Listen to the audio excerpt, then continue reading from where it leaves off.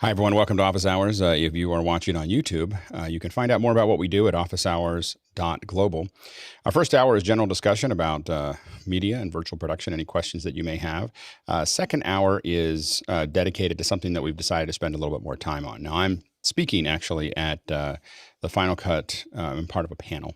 When I say speaking, I'm part of a panel, so it means I'll speak a little, maybe, about the future of media at the end of the week. So today we're going to talk a little bit about it. I'm going to hear your ideas about where you think media production is going. As kind of, I feel like I'm kind of now a representative of this group. So I wanted to hear what everyone here has to say.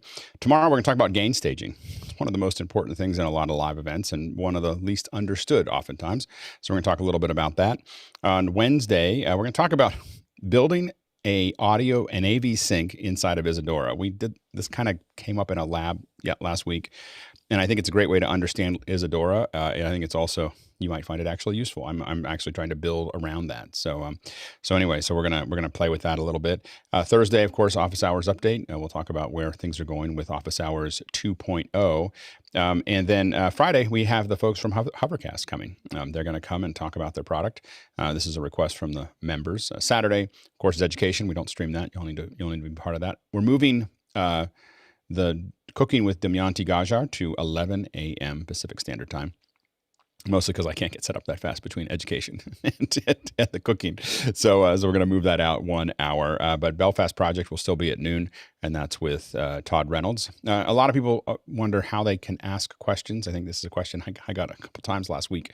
You need to get into Mokana. The way to get into Mokana is to get into the Zoom session where we post the links to Mokana. And the way to do that is to sign up at officehours.global. You'll get an email with a cryptic email that tells you what to do next. So anyway, we know that it's difficult. That's part of the journey. Anyway, so you have to go over the mountain and cross the rickety bridge up the hill. That's the way to get in. So anyway, so that's the design. All right, Liberty White will be asking our questions today. What do we have, Liberty? Thanks, Alex. So our first question comes from Adrian Albeck in Bisbane, and he asks, where is the often lauded Alex Telestrator? It's been unseen for a few weeks. So this is the constant problem. I start tearing apart my system because I have to fix something. Then it takes me a little while to put it back together. So I do plan to get it back up this week. You should see it more often. But I tore apart my system and then didn't put it all the way back together. I'm switching Wacom tablets, and turned out I was missing a cable. so then it's waiting for me to find the cable in the mess that I have over there. All right, next question. Our next question comes from an Alex L. in Novato, California. He asks, can Jeffrey tell us how InfoComm went? Jeffrey. It went pretty well. It wasn't greatly attended, but it wasn't too bad. Let me show you some of the 360 video that I took in walking into the hall. If you've ever been to Orlando for InfoComm, they've pretty much taken up a lot of the show floor. But in this case, the front half of of each hall is what's being used here.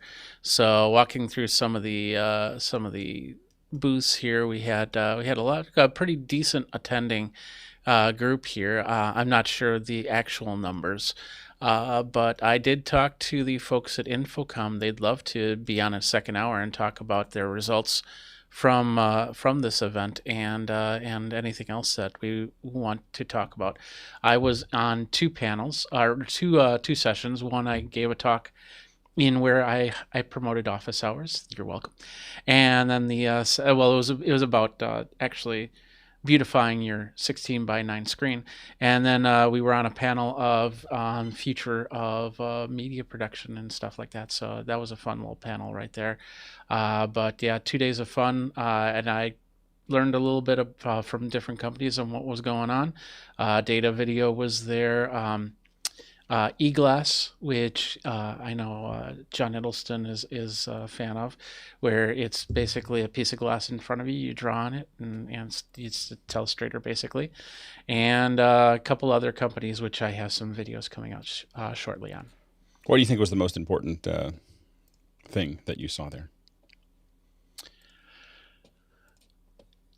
Well, not really. Well, there were a lot of companies that were based in the Florida area, Right. but nothing that really came out. I think Panasonic announced something, but Hmm. it wasn't anything. I think the biggest thing that people were going for were the certifications, and they Right. had a whole bunch of certification rooms going at the same time, and the education rooms.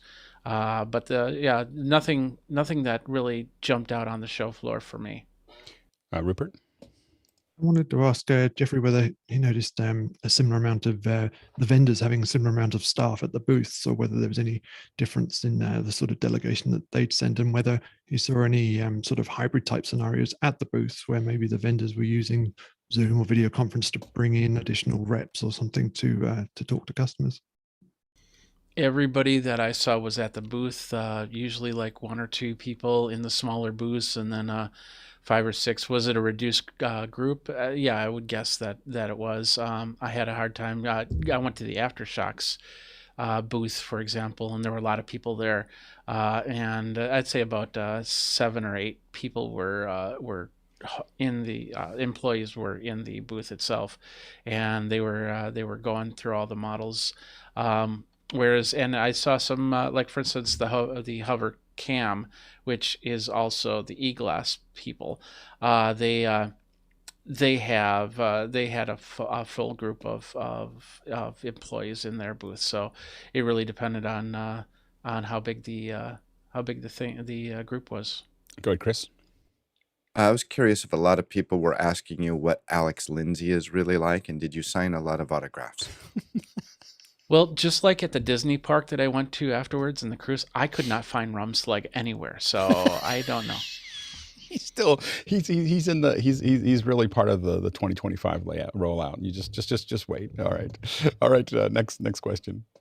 Our next question comes from Andy Cochendofer in Vieira, Florida. And he asks, what production gear do you want for the holidays? Go ahead, Mitchell. I want a teleprompter, and I want the right one that'll fit right here in front of me. Not too big, not too small, but just right. Good luck. Go ahead, John. Andy, can you please tell Santa to send Doug Ferguson a raw switcher with expression so we can get rid of the TriCaster? Go ahead, Nigel.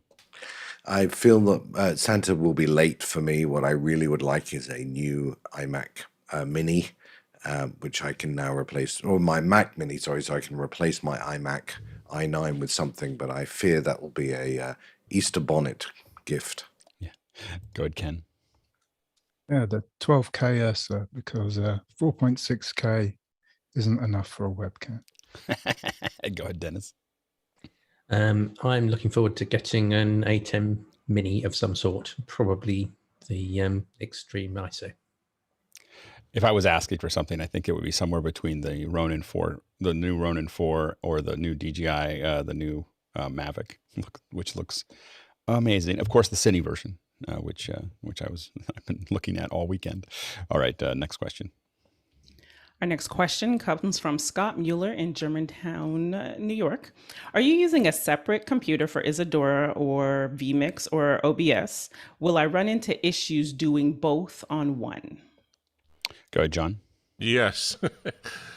I don't know why you're running 3 different programs that basically do a lot of the same thing. OBS and vMix are almost direct competitors. But I always split up all the functionality of my production gear, one machine per task, because OBS will steal your CPU like crazy. Go ahead, Rodham. I think John misread it. He's asking about vMix or OBS, so he want to use either one of them. But I'm with John. Always separate your machine. vMix and OBS is pretty CPU intense, and it can fail if you try to put more stuff on the same computer.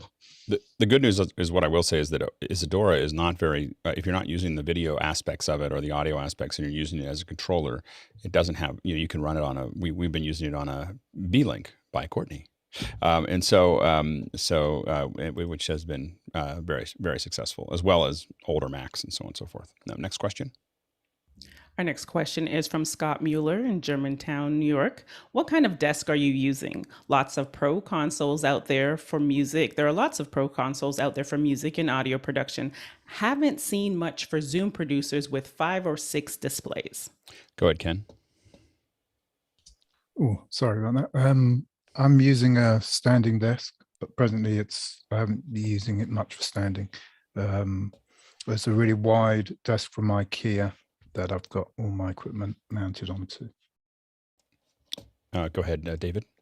Second, on the standing desk, I love the option to either sit or stand. And then I also love not having things fixed to the desk, but lots of multi-mounts so that I can move things around as my production grows. Go, Jason. My last 3 desks have been monoprice sit-stand legs, and then I just build the desktop right on top, and it seems to work really well. Go ahead, Bill.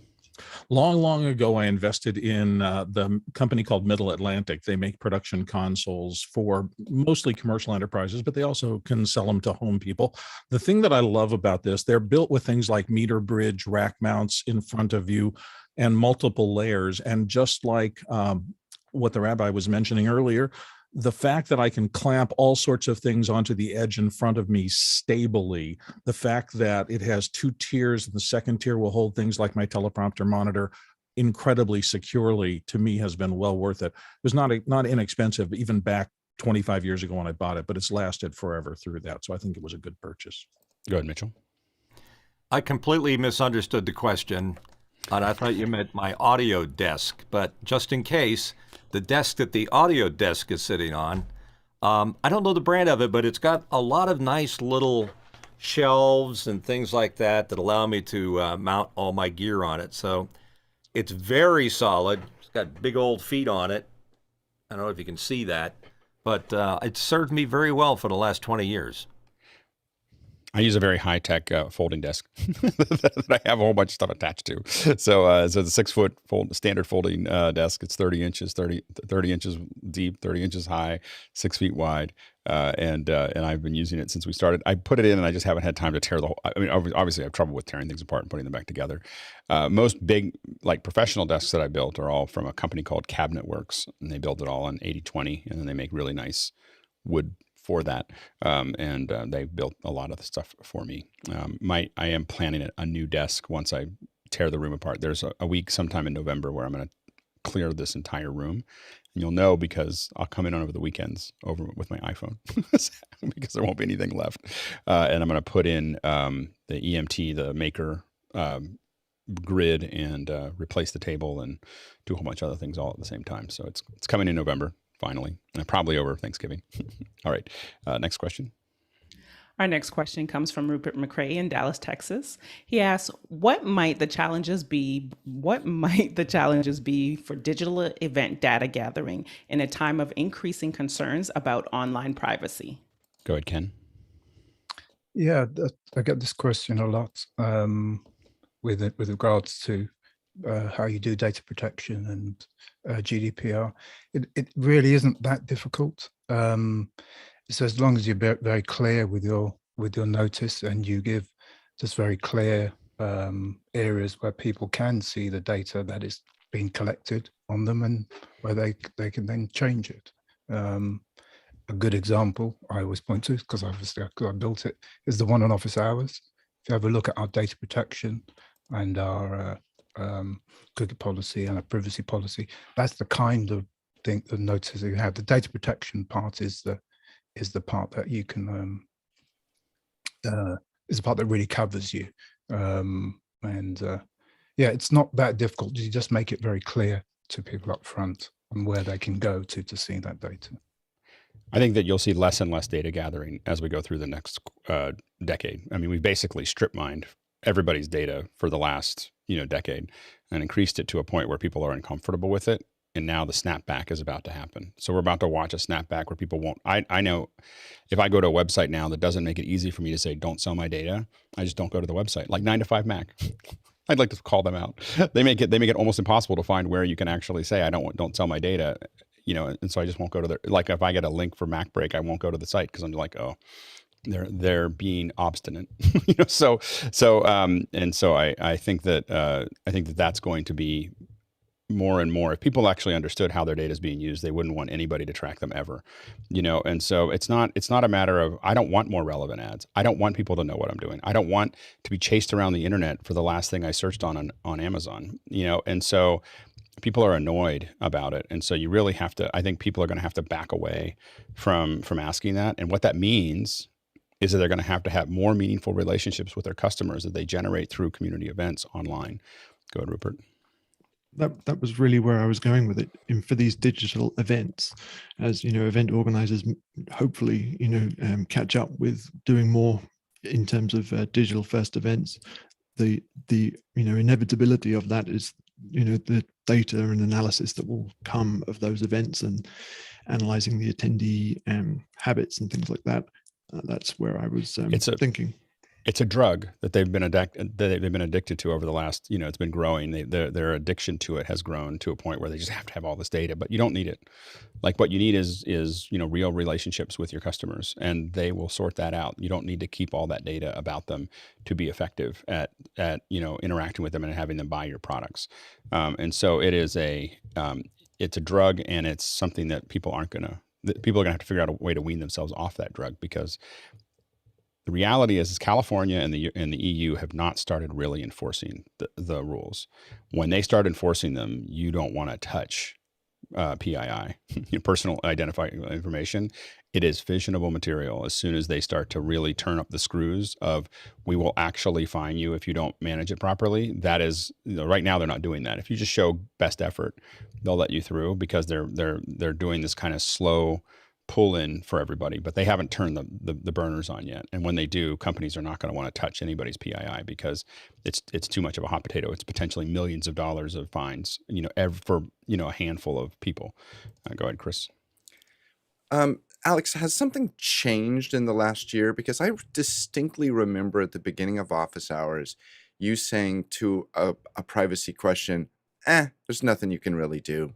You know, you may as well just realize people are listening to everything you're saying. You should still do that. like you know, I'm sorry.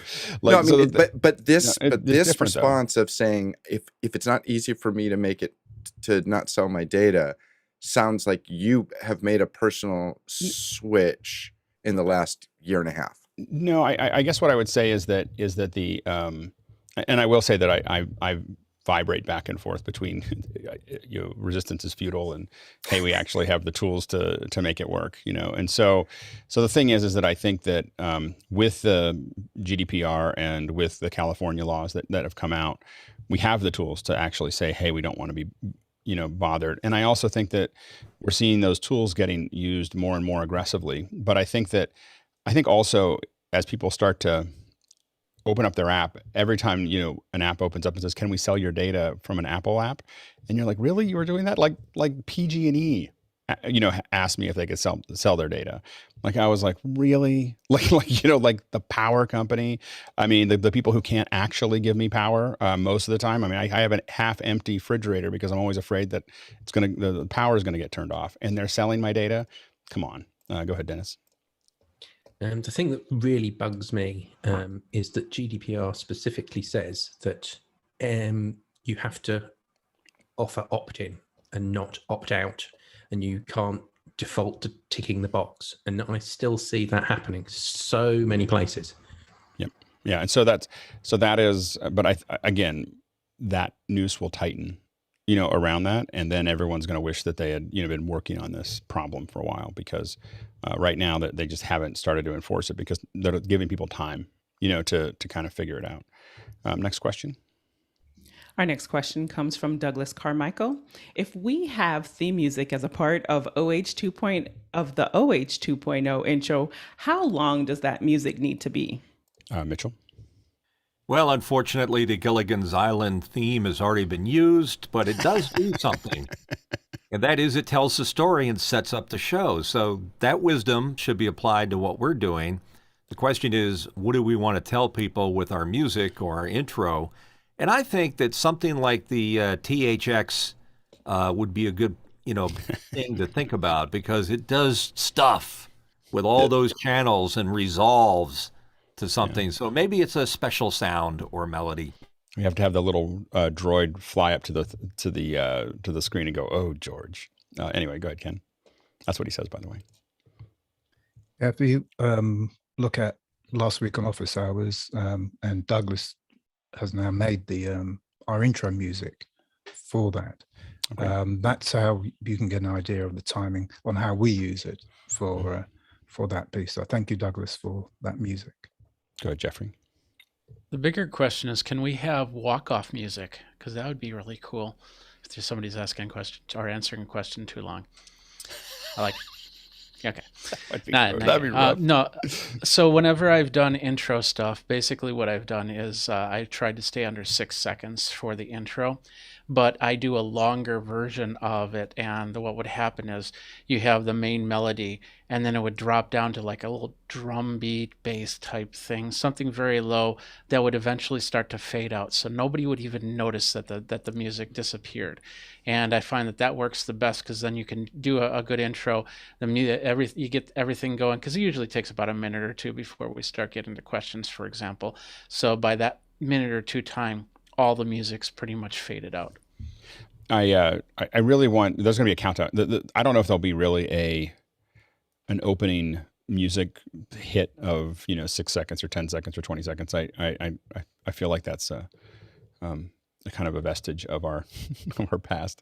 But I think that we will have a countdown clock. So because we have to go live earlier, and so there will be a countdown clock. And what I'm really interested in that countdown clock is an exploration of HDR and immersive. So I want to give people a reason that I want to think of new ways of us playing around with it, so that the background and everything else is really pushing. I've made some countdown clocks that just explode out of the screen in HDR. And so I want us to kind of experiment with that kind of thing, where if you want to see some HDR on your TV, you want to see the countdown clock, each day. And if you want to listen to something, moving around you in 5.1 or in Atmos, you want to come to the count. Like, I don't know about the rest of the show. Like, we'll do the best we can with the rest of the show, but the countdown, will be the place to come to see HDR. And I will say that I think I've dialed in the HDR. I did put the test up in Mukana. It looks pretty awesome. I mean, it looks way better. So you should check it out.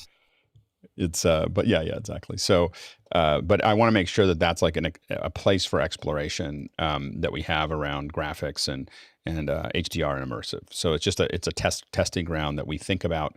I'd like to have eventually a whole team that just thinks about the countdown clock, and the countdown clock's always different. I kind of vision it like Google's, their search bar changing, that we just are constantly creating a new countdown clock that's constantly like, how do we play with the audio around you and the visuals in front of you. Now go ahead, Courtney. Yeah, with all of our, depiction in boxes in the super sources, we can find the authors of the Brady Bunch song and retitle it the Lindsay Bunch, and we can have that opening. No using of my name. It's not, we got to back away from that. Anyway, go ahead, Mitchell. Like the Dick Van Dyke Show, whether he skips around the ottoman or he trips over it, that. I think that how many times did I watch the show just to see if he falls or he skips? Yeah, there you go. Lois?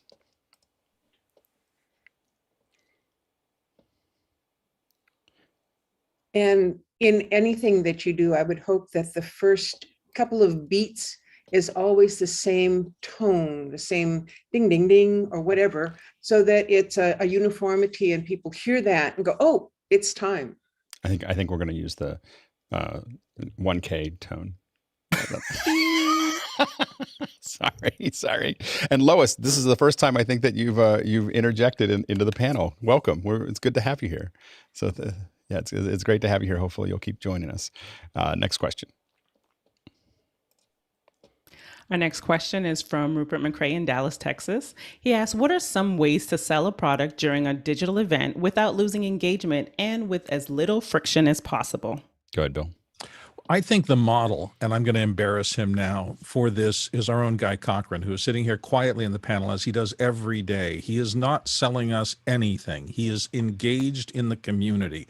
Alex has said this earlier and many times, and I think it's 100% right. You don't sell from the outside at an audience anymore. You become part of the group that you're selling to and let them organically determine that you are fair, reasonable, your service is excellent. Guy has done all of those things, and it's why he never says one word about selling anything on this show, but I would be bereft if he doesn't have something I want, because that means I have to go to somebody else. It's relationships, and he's mastered that. Guy, just fabulous job on your part. Go ahead, Nigel.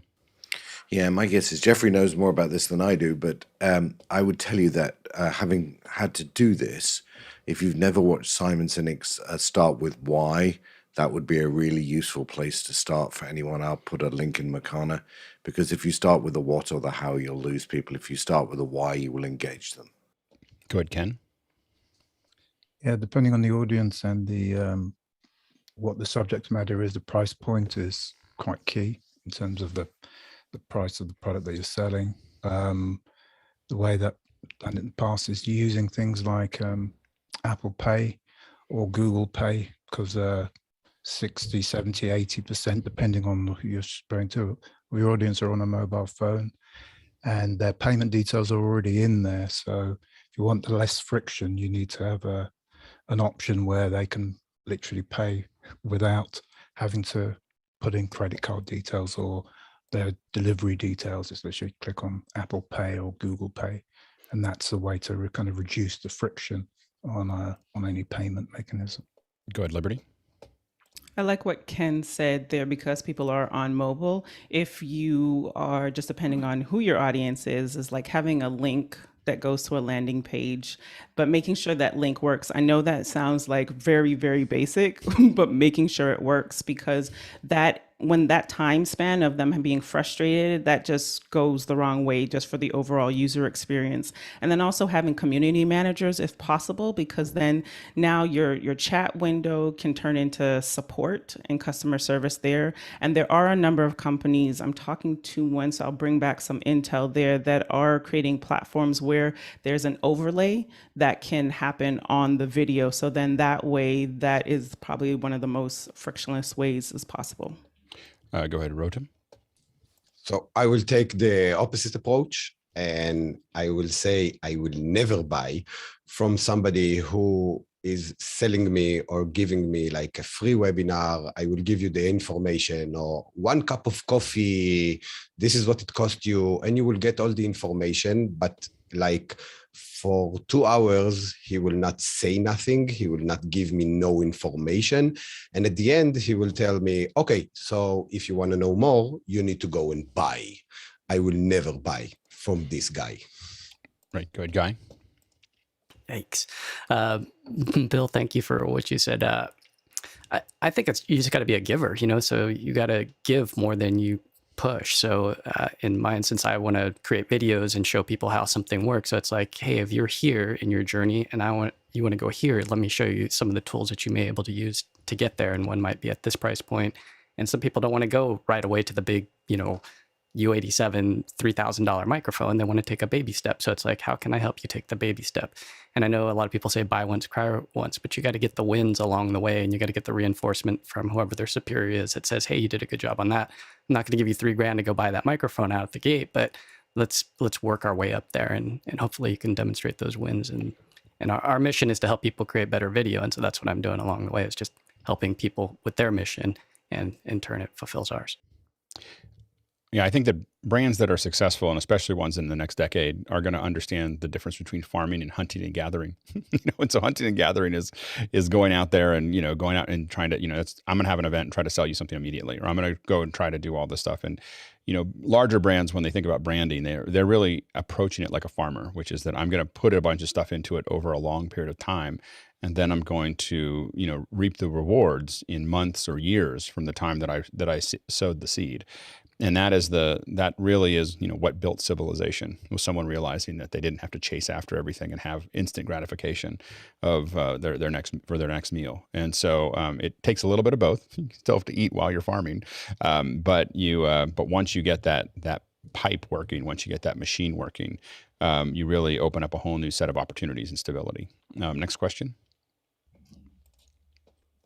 Our next question comes from Rupert McCrae in Dallas, Texas. Zoom Rooms has built-in support for the Shure MXA-310 and the Shure MXA-910. What's special about these models? Go ahead, Jesse. Hey, so the Microflex wireless systems are pretty special. These particular ones have like a DSP processor to where they can sort of omit background noise in sort of a live office space. They also appear on your Dante network because they have basically their own wireless access point that's connected via Dante. They can also connect to the system called System On, where you can monitor your transmitters and the battery life and such, and get like a text message if batteries are going down. So the whole back end of the Microflex wireless system is pretty great as far as systems management. One thing to keep in mind is that they use the DECT, D-E-C-T wireless band, so they're a bit more compressed. And if you have, so they may not sound as excellent as regular RF mics, but if you have a lot of Polycom sort of other instruments that use DECT, you might want to check into that as well. But they're pretty great. They're very user-friendly once they're configured. Go ahead, Guy. Yeah, these microphones specifically are conference room microphones that have, like Jesse was saying, some DSP that will allow you to do these echo cancellation tests of the Zoom rooms. When you first fire them up, they'll check, and they'll do it in the middle of the night. I have one right here that have scared me in the middle of the night when it says this is an echo test, and it starts going and emitting all these tones. So that's part of the process. The other process is that these models specifically have lights, LED lights. So if you have the P300 as well, that will turn these lights when they're muted to red and then green when they're active. So there's more to it than that. So that's what's the built-in support, is the mute functionality. While the quality of the Microflex isn't quite as high as a lot of other transmitters, if I'm listening to it on headphones, I can definitely hear the bits, but in ever so slightly, so I don't know if anybody that's not an audio person would notice the difference in those. The convenience is unbelievable. And we had a couple sets of them, and being able to just, especially when you have a non-technical group using them, once you get it set up, it's super easy for them to just go in and define whether they're, and you can switch very quickly between desktop mics, the conference mic, labs, even ones that you can set in your pocket. It's an incredible platform. And again, as Jesse said, you do have to be careful. FreeSpeak also sits on top of the same network. And so if you're at an event that has FreeSpeak, you have to be very careful of, or someone, in my case, next to you that has FreeSpeak, you can lose all the channels. Now you have two different quality settings where you can get more channels available if you need to. Next question. Our next question is from Rupert McCrae in Dallas, Texas. How can body language be used or read in talking heads type of production or meeting? Go ahead, Lois. Well, I think that logically, since we're only seeing a face, the most things that you can do to affect how people see you is to actually move, to smile, to frown, to have an expression. And so when you're the person who's being read, you want to be active, not so that no one can think it's a still picture. As far as reading other people, you have to understand different people have different ways of expressing themselves. And so being casual or being alert, you can see that in their shoulders. Go ahead, Rotem. So I don't think I'm going to the read one. I don't think it's a body language. It's more like the tension of the face, the eyes, the the way you speak. Like if you see how I speak, I'm not so secure. Like if you hear Alex speak, it's like something else. So it's experience and doing it over and over and over and over and be comfortable at the end. So people like will see, oh, this is a professional. He know what he's doing. Good, Courtney. Yeah, you got to remember the eyes are the window of the soul, and an eye roll, can say a lot. And you also, and there's a lot of, I remember when going through airports, they told me that and Rotham just reminded me of this, is the Israeli airport, all they do is ask you to look into their eyes. They don't have to ask you any questions, and they can tell from looking into your eyes, if you've got something nefarious going on. So the eyes can give away a lot of your emotions, and whether you're attentive or not, you can tell if someone's reading their email while they're listening to you or doing something else. So eye contact is good, and it's good if you have glasses to use that polarizing filter so we can see your eyes. Go ahead, Nigel. Yes, remember that 70% of the effectiveness that you have is what you look like, 23% is what you sound like, and 7% is what you say. So when you're really constrained to this smaller picture like we are, that 70% will get exaggerated and blown out. So movements, what might feel like you are small movements, will look very big movements to someone on the other end. And by the way, if you still have any time left in your day, I will post a YouTube channel I found called The Behavior Panel, which you can watch them do body language analysis on famous people and things they say. I don't know how much of it I believe, but it's fun to watch. Go ahead, Jason. It's very simple. Look at your audience, engage with your audience, be kind to your audience, and be fun for your audience. That's about it. Next question. Our next question is from Rizael Haradi in Tempe, Arizona. Can I use a Polsen or Pyle over-the-ear microphone and Rode Wireless Go system? I need a wireless microphone system for teaching a large physics class in person. Go ahead, Jesse. Yeah, you can. I would just be careful about using those Polsen and Pyle microphones because they're cheaply manufactured, so you might want to get two. Also, 2 or 3 or however many.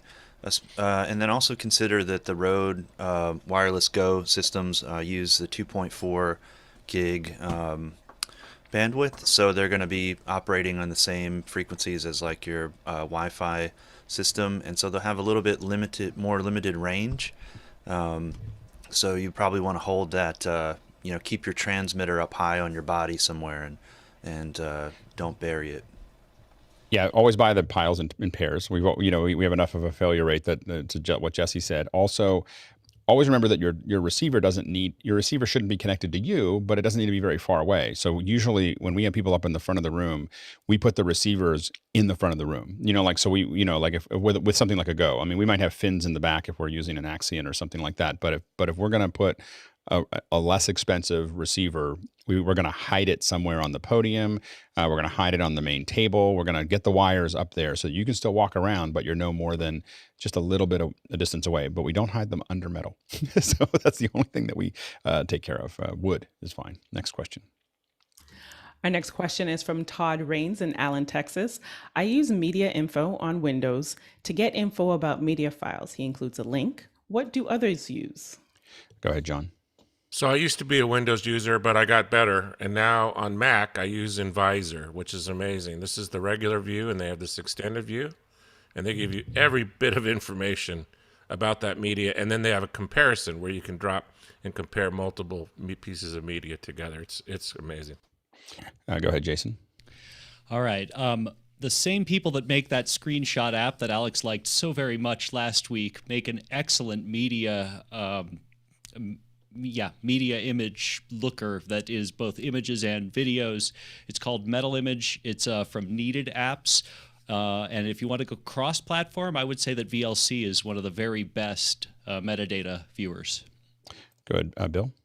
MediaInfo has been on every machine I've had for Mac for about the past 15 or 20 years. It's a great snapshot. I agree, VLC and other things will give you a more in-depth look at the specifics of files. But if you've got the stuff that MediaInfo tells you at hand, it solves 99% of the problems I've had over the last many years. Next question. Todd Rains in Allen, Texas. I'm editing a video now. I recorded in 2 places. The first one, and the ATEM Extreme to SSD, which is in MPEG-4 and is 5,800 kilobytes per second. And the second, video to video assist to an SD card ProRes 422 proxy at 45.5 megabits per second. A lot more data in the ProRes file, but will it make a difference? Go ahead, Chris. Whole bunch of numbers there. The first thing, Todd, is to remember that the ProRes in general is going to run in your timeline better. Alex will tell you he doesn't even start an edit until he transcodes everything to ProRes.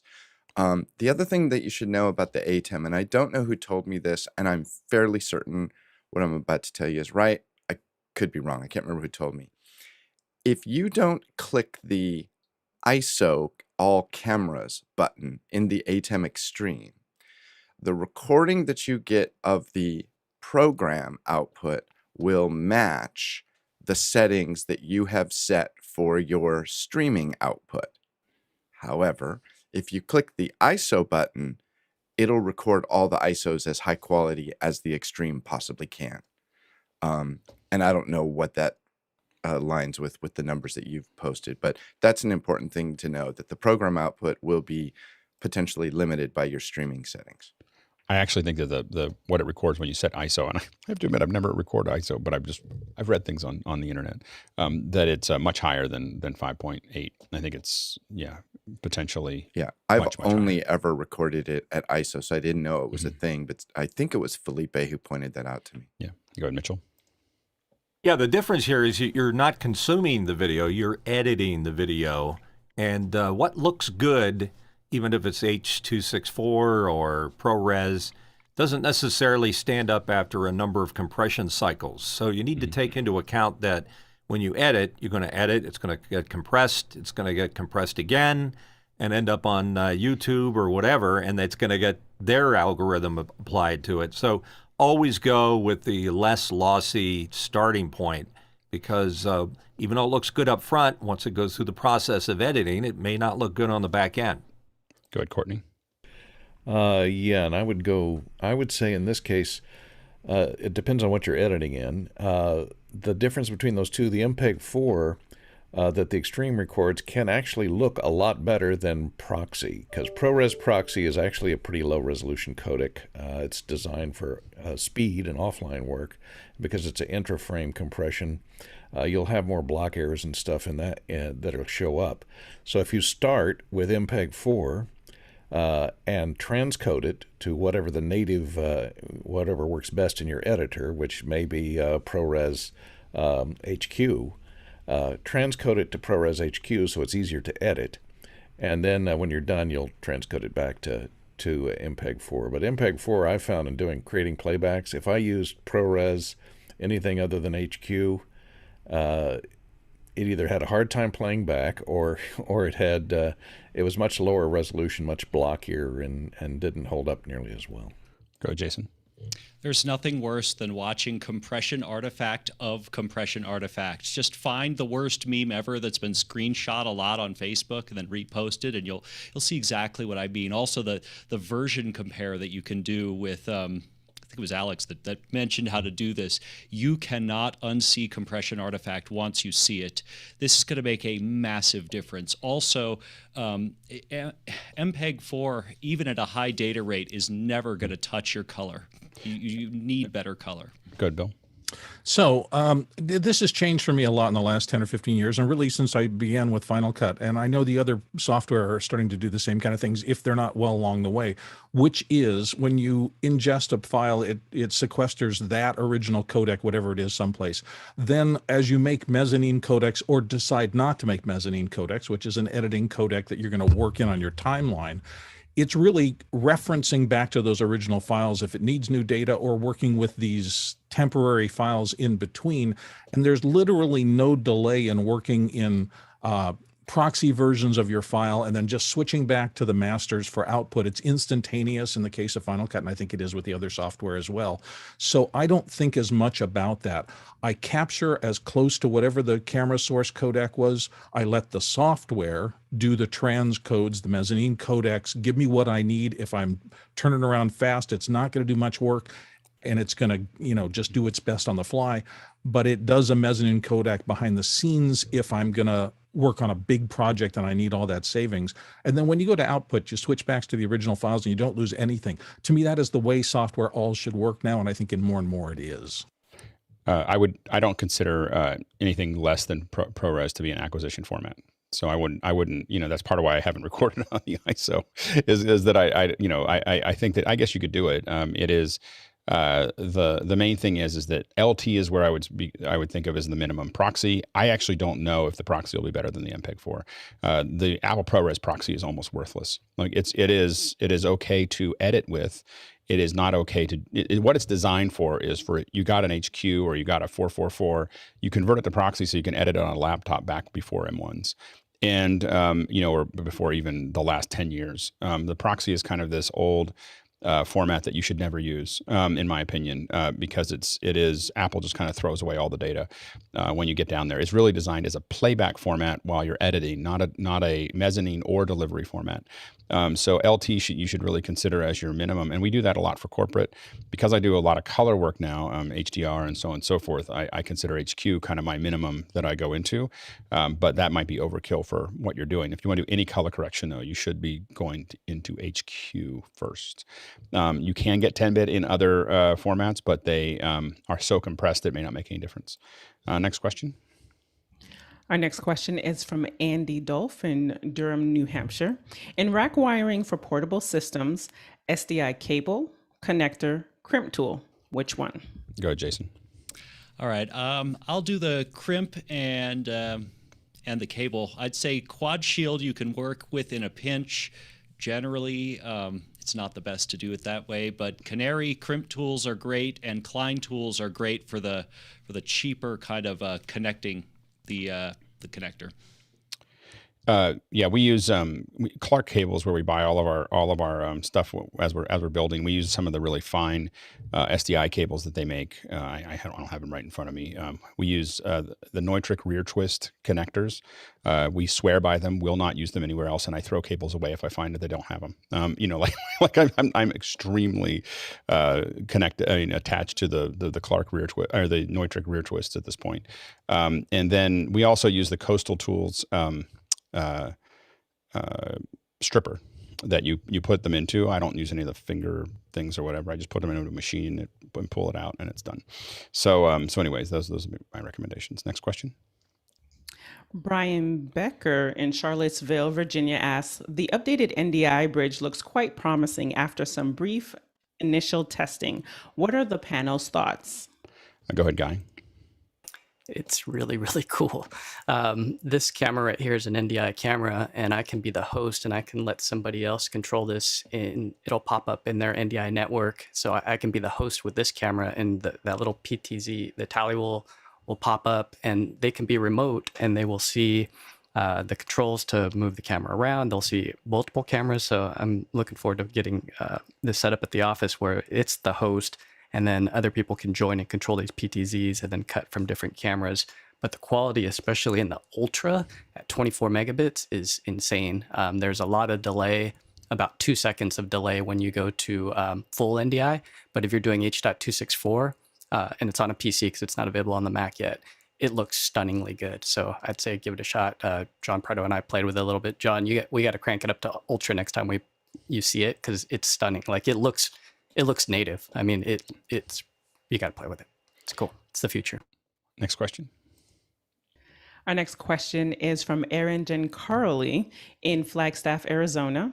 Have a companion BitFocus running on a Raspberry Pi with a ZoomOSC instance. ZoomOSC instance is not seeing the host computer on the network. Any suggestions for what I may be missing in the setup? Go ahead, Rotem. So I hope I understand the question properly, but ZoomOSC doesn't have a target IP.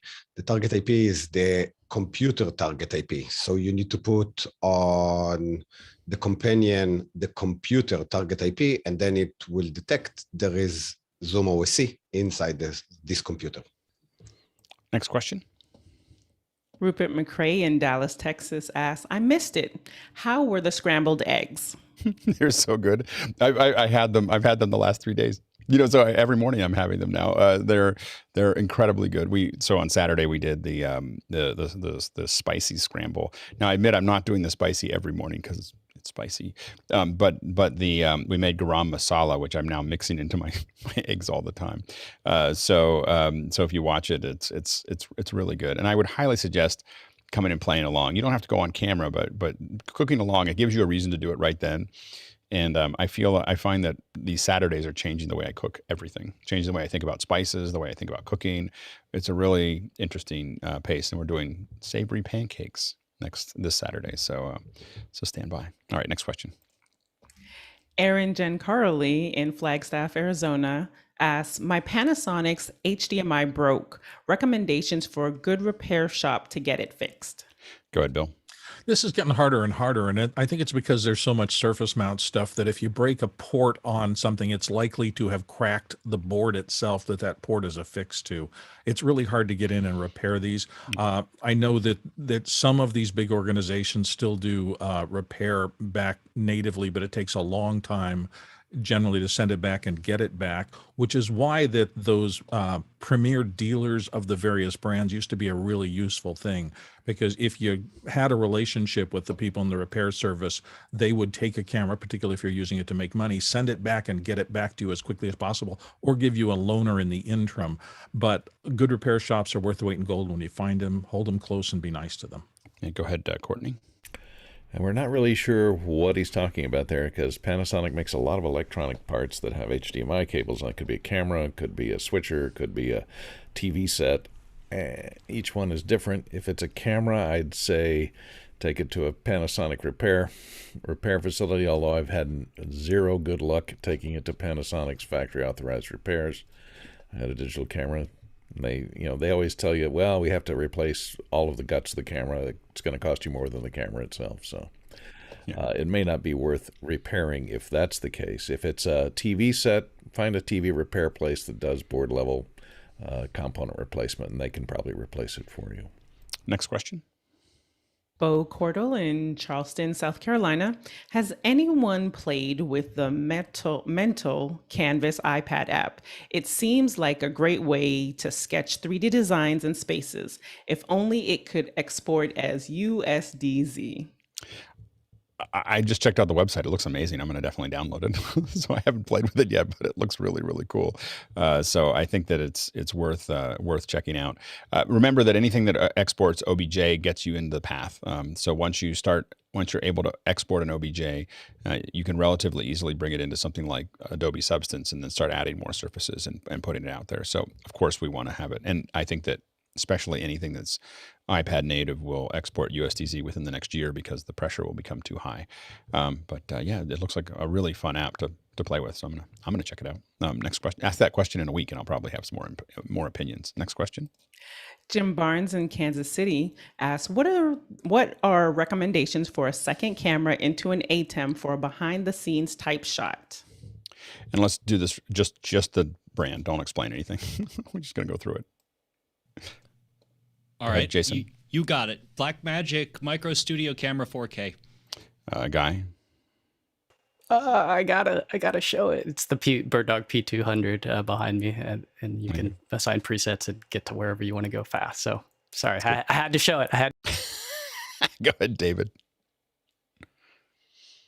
Nope, can't hear you, David. Sorry, I've got a Panasonic behind me for a wide shot, and then a ZV-1 for a close-up shot. Go ahead, John. Via webcam. It's got HDMI and USD both, and it's very inexpensive. Great wide field of view for a rear shot. Go ahead, Bill. If the cameras have to match, go with what you started with. If not, the little Vixias and things like that do okay for HDMI cameras. Go ahead, Jeffrey. I'm still a fan of the GoPro Hero 4. It works well as long as you don't have too much light coming from the... And the one that I still use a fair bit is the micro studio cameras are really good, and they're tiny, and you can control them. You just need a little converter box. I feel like they're long in the tooth, but that's the one I would go with. Next question. Tobias Moss in Minneapolis asks, tally lights, do quality PTZ cameras come with them, or are they an add-on? How do the lights know which camera is live and program? This is new to me. Please tell me the basics of tally lights. Go ahead, Courtney. Well, it depends on the camera. If it's a PTZ, it could have power over Ethernet and Ethernet connection to it, or it could have an SDI connection to it. And generally, tally information comes over return feed back to the camera. If the camera has a tally light built into it. Not all cameras do. So in that case, you would need a separate tally light, and your tally light has to talk to your switcher, because the tally information comes out of your switcher, and most good switchers have a tally bus where it can tell the cameras and send that tally information back over a return feed. Most PTZ cameras aren't operated, so they normally don't have a return feed because there's no operator needs to look at anything at the camera. So you probably need a separate source for a light and a connection of some sort to that light, either wireless or over Ethernet or something too, or over RS-232. A lot of them are still RS-232 to tell it to light up and when it's on the air. Yeah, one thing you want to look for is a GPIO output from your switcher or some way to get a GPIO output that then can be fed back into your PTZ controller, which will then tell it what number it's on. That's another way to handle it. We're going to go just a little over with a handful of questions, and then we'll move on. Now let's go to the next question. Chris Fenwick in California asks, off the top of the panel's head, when you save startup state on the ATEM Software Control, does it save any shading you have done on your camera inputs? Go ahead, Jason. It does, but the camera itself doesn't always click back to that, so sometimes you have to power cycle the camera. All right, Bill? Yeah, I haven't been successful with that. Every time I shut my Blackmagic Pocket Cinema Camera 6K down and I relaunch it later, I have to reload my settings, and it's quick and easy, but I haven't been able to get it to save the startup state successfully yet. Next question. Rupert McCrae in Dallas, Texas asks, what are the panel's thoughts on how to explain f-stop? Go ahead, Jason. The f-stop is the non-linear size of the diameter, or size of the iris of the lens. So more light is harder to focus, but it gives you a narrower field of view, and vice versa. Go ahead, Courtney. Yeah, I found a good chart from Digital Camera World here that explains f-stops fully, and just know that the smaller the number, the wider the f-stop, which means the more light that it lets in, and f-stops are in fixed numbers that are in decimal fractions like 2.8 and f4, and each f-stop jump, as you see there on the full stops list there, is it halves the amount of light if you're going down, or it doubles the amount of light if you're going up, wider to a wider, or it's actually down in numbers, but wider aperture lets in more light, narrower aperture lets in less light. It also shows you your depth of field, which is more depth of field, the tighter the f-stop. F22 gives you the most depth of field, and F28 gives you the least, and they're divided into half stops and third stops, and it lists on this chart what those numbers actually are. So it's a good way to figure that stuff out. Next question. Our next question is from Andy Dolph in Durham, New Hampshire. On the Constellation, how flexible or not is flexible the audio routing from the MADI input? My main question is, if I go from the audio console into the Constellation via MADI, can I send specific audio channels from the MADI out? And I think it got cut off. Yeah, you can only send two out of the Constellation. If you already have a desk, the Constellation's tools are really built for, I don't have a desk, I don't have an audio desk, and I would like to manage audio in my Constellation. If you have an audio desk, do not use the Constellation. That's all I'm going to say is, like, it is not a high grade audio desk. Just send in stereo to embed it there if you need to, or embed it down the stream. But it is not a really great way to do that. Every time you start putting a bunch of channels into the Constellation, you just end up with a bigger mess, in my opinion. So I know that I love Blackmagic. Do not love the way that they manage audio. Next question. Charles Klein in New York City. Experiencing growing pains between the new M1 MacBook Pro Max and the new Adobe After Effects. RAM preview is extremely slow and crashes every few minutes. Has the panelist experienced any similar issues between M1s and Adobe Creative Cloud? Go ahead, Jason. Yeah, you're not alone, Charles. For some reason, After Effects seems to be lagging behind the other ones. I haven't had any issues with Photoshop or with Illustrator, but my new one is that the USB-C cables, if I plug directly into the new MacBook Pro, get a little weird. I'm going to switch them out this week to Thunderbolt 4 and see if that helps. Yeah, go ahead, Guy. Might be worth trying the beta build in the Adobe Creative Cloud Suite. If you click on the filter, there's a little one that says beta, and I put it on some of my machines, so you might want to try it because I haven't put it on my M1, but on my PC, and it works, so it's stable. That on the would PC. be my recommendation. It's stable on the PC. Yeah. Yeah, there's going to be the especially companies that have older code and lots of it. These conversions are very hard. Like, so it's really hard to go to a new platform for a company that has code that may have been there, since day one. And they have to, constantly upgrade it. They're probably not, they want to make as much of that code something they can use on multiple platforms. There's a lot of other things that they're thinking about with something like After Effects. And so I found After Effects to be too unstable to run on my M1s. So I'm back to if I need to do an After Effects, I still use my Intel computer because I can't. It just kept on crashing. Whatever I was asking it to do was enough to make it crash. Almost. It was, well, and I like to call it close without saving. so anyway, because it didn't. There was no warning. It was like, I'm gone. So I don't know if that's how yours is crashing, but mine is just disappearing when it when it runs out of room. So yeah. And so that's that. I would stick with Intel for now. Next, we are now going to shift gears to the future of media. We're going to discuss a little bit about what we think might be coming. And if you have comments about that, go ahead and throw those into our queue. You can kind of use if you want us to discuss something about what we think the future of media looks like, then go ahead and throw it in there. And also your opinions about what that is. As a producer, you can throw that in there as well. So anyway, let's go ahead and jump into the first comment or question. Liberty. You can't.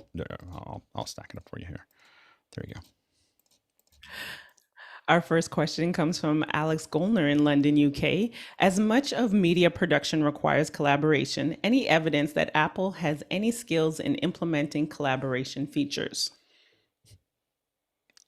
I think there's some tools that are being built around it that allow collaboration. I don't know if Apple does it as well. Go ahead, Jason.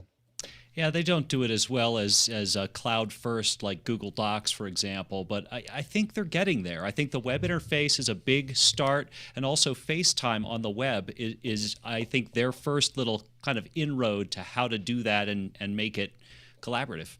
Go ahead, Bill. Collaboration is a funny thing because everybody needs different kinds of collaboration. I've worked in really large-scale programs, and I've worked a lot as an individual trying to do everything myself. And the tools I need for both of those things are widely divergent. As your team gets bigger, it's great to have bespoke things that do something. And when a lot of people talk about collaboration, they are talking about the facility kind of an experience where you have a pool of editors over here and a pool of writers over here and your cinematography group over there, and all of them collaborating even in an office building, let alone through the cloud, is a very complex set of circumstances. And they need wholly different tools than I'm going to make a video and I'm going to have to touch on 20 different disciplines, but I'm going to do them all myself at my desktop. Apple has, I think for the last 10 years, looked at the individual creator and their needs more than they've looked at the facility needs. That doesn't mean they can't plan facilities. And I know people all over the world who do that in relatively large operations, sometimes very large operations like Metronome and some of the RTS, some of these other huge facilities where they have tons of collaborators working on Final Cut. But still, their tool was pointed there in the early days. And I think as everything moves to the cloud, it's going to change again. And I don't think anybody knows quite what it's going to be yet. A lot of people are trying to do it, but I think they're trying to do it the way the old collaboration works and kind of do a digital version of the way they used to work. And I'm hoping that Apple, like they've occasionally done in the past, tries to rethink things and find different ways to define the collaboration that'll happen going forward. That would be really cool if they could come up with something better. Go ahead, Guy. I think Apple's staying in their own lane on this. I think they're relying on the third parties to take care of, things like collaboration. I mean, we're seeing a little bit of keynote sharing and things like that. But I think unless the users are demanding it like really forcefully, they're like saying, hey, let the third parties pick this up. We supply the platform and the hardware. You guys do the rest. Yeah, I think so. And I'm actually more interested in Apple interacting better with between the apps, rather than between people. Like for instance, I would love to see all of the transitions that we have in Keynote in motion and then the ability to keyframe in Keynote. So like little things like that, which would allow you to move things back and forth or be able to have, I think that what we see in the interaction between motion and Final Cut, I would love to see more of, where you can save, an effect out of motion and have it appear in Final Cut. And I think that I would like to see more of the interaction between the tools. I think that the heavy collaboration between artists market is extremely small. Like compared to the overall video production market. And I think that makes it challenging for Apple to aim at. Next question. Our next question is from Aaron Giancaroli in Flagstaff, Arizona. Where do you see the standard media and this new online media merging together in the future? I think that media has the advantage that they already still have lots of eyeballs. They have lots of people, but that won't last forever. And I think that in a lot of ways, they're kind of wasting their opportunity by sticking with what they know. This is what happens all the time. I was speaking in front of Print, I think it was 2002, and just saying, you have all these subscribers, move them digitally right now, before it's too late. And it was too late. so they didn't do anything. And so it's really hard for people to look at that new model. But I think that there's so many opportunities for traditional media to use add-ons. So behind the scenes, extra content that's all happening in parallel to their main things. When I look at a football game like Friday Night Football, I just think of all the extra content that could be created around that main dish, all little add-ons that could be done that would be really interesting and start building up that following for those other things and preparing for the future. But I think everyone's so focused on what works, and they don't want to. The scary part is trying to change anything. It makes it, you don't want to. You have a mix that's working, and you don't know what part of it is making it all work, and you're afraid of pulling any of the ingredients out. Go ahead, Bill. I just think this is so difficult because you've seen, it used to be traditional media was broadcast media. That's how everybody watched media be created. And now everybody knows it's going onto computers. Everybody knows it's going to be digital. Everybody knows it's going to be on demand or some form of that. And everybody, from the top players on the planet down to the smallest ones, everybody's trying to navigate this shift. It's clearly shifting. It is shifting rapidly. There's more content consumed now probably on phones than there is all of broadcast, and that's probably been that way for a long time now. And so it's just we're in the middle of disruption still. It's going to last longer. Eventually, I think the old will pass away, and we're going to be in an all digital, all computerized, searchable, and demandable. But what that looked like, the business models, it is so complex to try to figure it out. Like, what is a huge broadcaster going to do to play in a thing that a YouTube player can outcompete them in now? That's just really tough. And so I'm good luck everybody in figuring it out. I'm trying as hard as I can. I think the biggest players in the world are trying to figure it out right now too. Go ahead, Guy. Yeah, we're definitely headed towards immersive, but before that, I think we're going to see more of this alternate angle like we used to have with DVDs in the olden days. I think we're going to be able to choose if we want to see, the drummer in the band play the whole show. Maybe you want to watch the concert and just watch the drummer. That'll be your shot. You pick the angle. We haven't found that to be very successful, so it'll be really interesting to see. We've done a lot of that, and we think that people will want to cut, but they don't. They just 98% stick with watching the whatever we feed them. Where we see big pickups is interactivity. Like, so it's just, when people can ask questions, when they can interact with the show, they go crazy. So you look at so you think you can dance, and all look at all the voting and like when the audience is voting, that's why those shows do well. Is that they feel, and that's really rudimentary, barely works kind of interactivity, and it's hugely popular. So finding ways to do that would be. I was thinking last night I was watching Friday Night Football, and there was a really close call. I was like, we should let the audience choose. Like, just show them the angles. Like, enough of that. Just or what? Let them vote on what they think it should be, as opposed to they don't get to choose, but they get to vote on their opinion. People would watch in a different way if they were able to do that. Go ahead, Nigel. Yeah, I think that traditional media is going to become increasingly incoherent, and they're going to become that way because of something called the backfire effect. I think lots of them are going to look at what's going on in the verticalization of media and try and prove the opposite. So I expect to see, increasing in mainstream media, a desire to hold on to what they had while verticals take more and more power from them. And that's traditional. They just hang on and just they try to make the thing that was working. They just try to push it harder to get it to work even better. And that rarely works. Go ahead, Courtney. Yeah, I think the killer application in future media or online media is scheduling. And, that problem was conquered years ago with TiVo. So it allowed people to take, appointment type video where you had to be there at the time it was broadcast to watch it and to capture it and watch it at your leisure.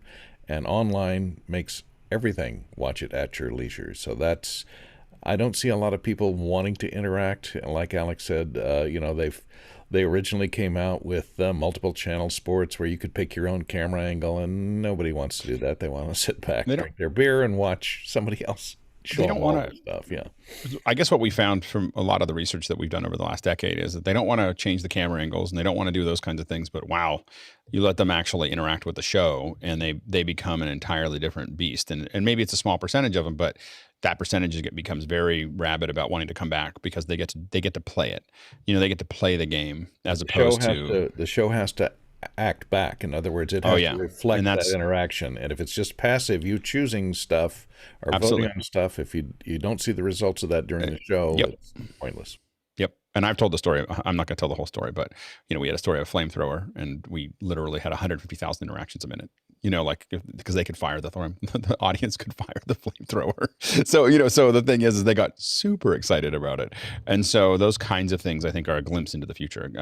Lois, do you have the back end tool? Oh, well, when we lock it, Lois, which just means that we're just going to move on to the next question. But go ahead and interact. Okay, so all of the things that you folks have talked about are true and relevant, but we are not a monolithic society. We are not all going to be doing the same things. So no matter what thing you think is going to be the new thing, understand that there are going to be people who will diverge from that. They'll either find something even newer, or they'll go with something even older, or they'll back out altogether. So yeah. I agree. I think that there's a real opportunity more than ever to engage your audiences from many, many different there's an audio version and a video version and a VOD version and a live version and a text version. All those things are valid, because people will they may want all of those things, for how that works. So I definitely agree that finding multiple ways of doing it makes sense. Next question. Chris Widener in Lafayette, Indiana. Apple's new SharePlay should allow us to collaborate together for editing and sharing projects in 4K and beyond, and will be a further shift as they expand the capabilities. It could. I don't know if the SharePlay will allow us to collaborate in editing and sharing projects. I don't know if it does that. I don't know if that's part of the feature set. It might be. I haven't played with it enough. I have to admit that I saw SharePlay, and then I saw it limited to the number of FaceTime folks that you have, which is 32. And I can't even think in little numbers like that. so I just went, well, that's not for me. So I because what I want to do is watch movies with 1,000 people, or 10,000 people, where we're all watching at the same time, and we're on chats, and we're having discussions, and that kind of thing. And I feel like every time I see someone else do it, we tried it with Netflix Party, and we broke it almost immediately at 100, people. So, and that's fundamentally, I think that everyone's working too hard. I think somebody is going to let people watch it together. And when they do, it's going to explode. And with all these online, and the perfect company to do it is Apple, because they could put it as an API into Apple TV, which means all the apps that are in Apple TV could just, add that, and then immediately people can watch it together. But I'm kind of blown away that I have been doing Let's All Watch Together for 20 years. We don't have a tool that does it yet. Go ahead, Bill. I'm always, when we talk about collaborative editing specifically, since I spend most of my time editing, I always, what pops into my head is the old joke about if it takes one woman 9 months to have a baby, how long does it take 4 women? There's certain things that if a creator is doing it and they have a vision and they can express the vision fully, that, in my opinion, can be more artistically interesting than a team-built approach. Now, there are some kinds of content where spreading out those tasks among groups makes sense. If I'm doing a corporate video, I don't really care who are doing the pieces along the road. It may last for a week or two and then it's gone. But for a true work of art, that vision thing, trying to make that distributive, I think, is nothing but a disaster waiting to happen. That's when you get the original auteur had this vision and then some hack came in and destroyed it. Or it was mediocre and somebody way better came in and increased it many-fold and made it a better project. But it all comes down to that vision, and I think that's a single thing. So I'm a little leery of collaborative editing just as an idea. Yeah, Lois? Oh, we lost. Did we lose Lois? Next question. We did. Oh, there he is. There's Lois. Sorry, I have to push buttons to get this stuff to work. So talking about what Bill was just saying, I think there is an artist with a vision. That's true, but I'm involved in a lot of cooperative community art projects where collectively we're going to do a mural, or we're going to make a bench, a mosaic, and everybody's going to do a strip of that mosaic, and then we'll have a uniform thing in the background to tie it together. And I think that's where the collaborative editing becomes very useful, when it is a brainstormed activity, or when it is a bunch of people forwarding one person's creation. So you may have a vision that is too big for one person to do, and so lots of people will jump on board. Valid points. Next question. Todd Rains in Allen, Texas. Future media production is moving to individual or small novice groups. I am a woodturner demonstrating virtually. There are many other crafts doing this as well. How does the industry make the whole process more accessible? Go ahead, Ken. This is a massive trend that I'm seeing more and more of on YouTube, where craftsmen, like woodturners, cabinet makers, might have 10, 20, 30,000 subscribers, but they're getting hundreds of thousands of views to millions of views of them just doing their craft. So I know it's not a direct answer to your question, but the wood turning, things like that on just someone demonstrating that as a craft is having massive views. There's a big market for that. So yeah, but congratulations on being in an area of massive growth. Go ahead, Nigel. So I think it was Todd I was watching turning a bowl within a bowl the other day on After Hours, and it was fascinating. I think the real question is, would I pay to watch Todd turn a bowl within a bowl? And how would I pay? And, if it's not done through advertising, it's going to be done through sponsorship or subscriptions. And I think we have to accept that as the media gets more and more verticalized and the audience gets smaller and smaller, we're going to have to accept either we're going to sponsor these things, or conversely, we're going to subscribe to them. And I know we all have sensitivity to, recurring monthly revenue streams, but somehow someone's going to have to pay for this stuff. Good, Bill. I also think there's just a matter of complexity. I mean, if you're a wood turner, you've had to learn a tremendous number of disciplines, selecting the right kinds of wood, the glue to burn it together, or whatever you're going to do, different turning and different chisel techniques and the rest of that. It takes a long time to learn to master that. Video is the same way, I think, a little bit on steroids. I used to talk about the fact that there are 5 basic things, all the pre-production, including writing and little things like that. Then there are the 3 technical issues of videography, sound, and lighting that you have to become at least decent at. And then there's the whole post-production thing, which includes editing as a subset of that. That is a lot of skill sets to master to be able to turn out a really solid video.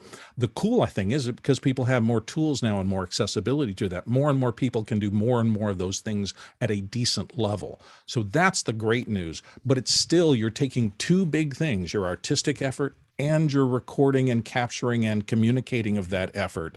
And you're trying to do all of them. And it's a large lift. Go ahead, Kai. Yeah, I think we've noticed this with the cooking show where somebody like Alex, who may not have the knife skills as somebody else, can actually pause the person talking and ask a question about that specifically. And I think that's this new media is allowing that, where the expert will stop what they're doing and give an explanation, as long as we give the viewer that ability to chime in and not interrupt, but if it is at that moment pertinent, that they somehow can get that message in, whether it be a producer that can be whispering in the ear and saying, hey, can you expand on that you're showing, and we'll go in for the close-up. But I think that's the future, is that interactivity of the crowd, but more content that allows this to happen. So not just highly produced shows where it's not interactive. So just more often, and then allowing the viewers to change the show. Yeah, I think participatory media is the future, and I think that people feeling like they're part of that. And I think that may mean that they're doing it with you, but it can also mean that they're watching and asking questions, and finding ways that you can aggregate those questions and have them feel really part of it is something that is part of it, especially when you have a craft. I also think that eventually you'll start to see us aggregate content around specific ideas. So, right now, I could imagine I've wanted to create this for a long time, which is an arts and crafts channel that you pay a subscription for. You pay $8 a month or whatever. And then it takes very much a lynda.com thing, which is based on viewer time, and everyone just gets a check, from the amount of time that someone does it. But there's so many places, the process of creating content, of creating goods in services is really interesting. I watched bands create songs. Now, there is almost nothing as mesmerizing, except for maybe wood turning, as having a bunch of studio session artists create a song, because they'll sit there, and these are masters at what they do, and they're sitting there interacting with each other. And the only thing missing from the stuff that we did was being able to ask them questions like, why did you pick that chord progression? Why did you do this? Why did you do that? And that's where I think that the next generation of content is going to let the audience ask those questions and be part of that conversation. Go ahead, Lois. So there is an exercise group in our town. I used to meet at the senior center. Now we're on Zoom. And I think one thing that you can do is, if the presenter, in this case, the trainer, has a monitor and can see all the people that are watching, in our case, can see us exercising as we're doing it. We don't have to ask the questions, but she is watching us and she's going, okay, now I see some of you are doing this instead of this, and this is why you should do that.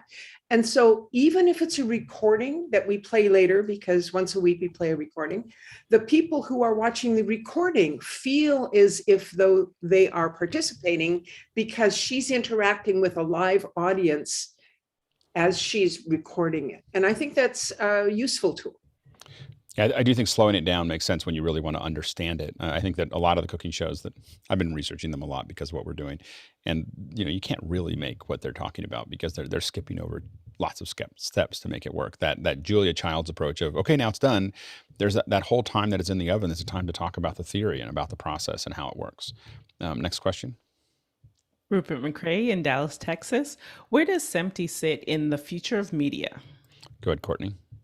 Right in the middle, yeah. SMPTE, besides being a fraternal organization of motion picture and television engineers, has an educational component to it. So they publish information about engineering and in the field of media. But their most important task is standards, setting standards. And without standards, like the standard video transmission format or the standard media format for compression, those kind of things, compression standards, because without standards, it's like herding cats. You can imagine, even if you're using future media where everyone has access to streaming media over the internet, if there wasn't a standard, every time you opened your browser and clicked on a YouTube video and there were 270,000 different codecs, and you had to have the right one to play that video. Without standards and organization of standards, that would never happen. So SMPTE has standards committees that gather together and take all the information from all the different engineers and all the different companies that have generated their own type of media compression or whatever, and they evaluate them and they propose a standard and get agreement between the different companies to kind of organize them together to agree on a single standard or multiple standards, so that it makes it less complex to navigate this world. Next question.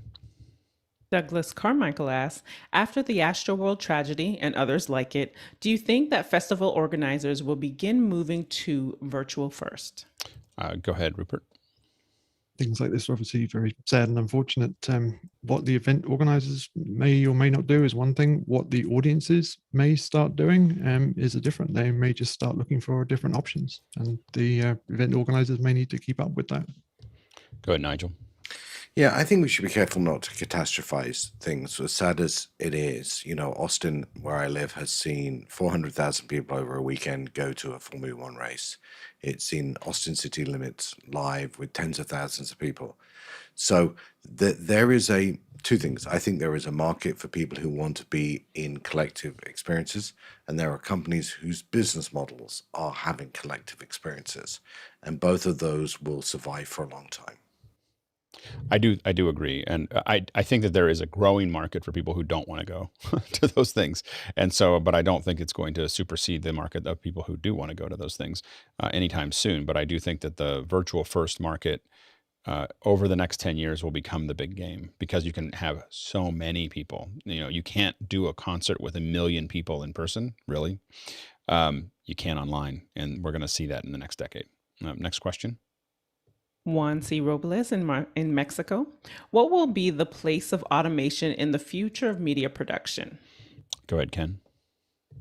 Well, in my field, which is web production, there's a lot of automated tools that they're designed to make it easier. But to be honest, it's still, to do a really good job, I still have to handcraft a lot of it to really get it properly optimized. It's still a lot of handcrafting. So the AI is getting better, but it still doesn't. I wish it was better, because it would save me a lot of time. But it still needs a lot of hand holding in my field anyway. And go, Jason. I agree with what Ken said, but also what I think automation can do is it can systematize the pre-checklist and the post-checklist. It can't necessarily do that, very specific in the middle stuff, but really it's all that little stuff that going live and and posting streams up and podcasting and whatnot can be done once and then systematized. And go ahead, Rupert. Anything that's repeatable in a fairly logical way can be automated. And if you're not working on that, then the person who's running the payroll is, because manpower is expensive. And if you can find ways to automate things and save yourself man hours or salaries, then if you're not working on it, somebody above you is. Now that's just for logical tasks. Of course, there are some things where intelligence needs to be applied and decisions need to be made, and we'll just see where AI goes with a lot of those things.